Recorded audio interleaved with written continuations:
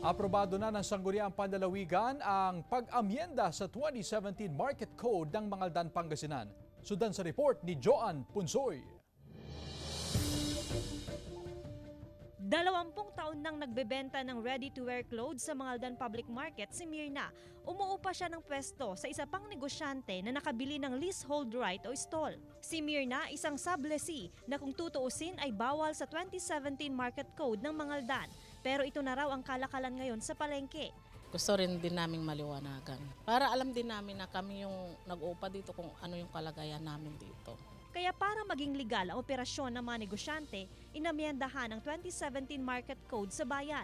Dito, magiging business partners na ang leasehold right owner o nakabili ng pwesto at negosyante na nagrerenta sa stall.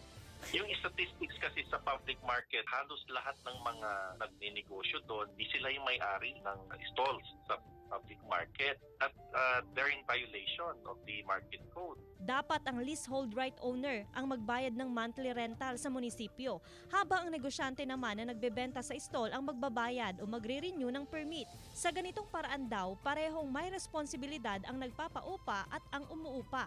Bigyan na lang ng rights ang mga nagtitinda doon that would allow them to engage into a business partnership with the stall owners, yung may-ari ng rights, na hindi kailangan na they would be at the mercy of some people that they would be told that they're violating the law. Mahigpit ding ipatutupad ang 2 stalls lamang na maaring upahan o mabili para sa rights.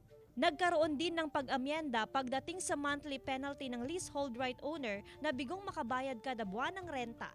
Kasama si Henry Duminsil, Joan Punsoy, One North Central Luzon.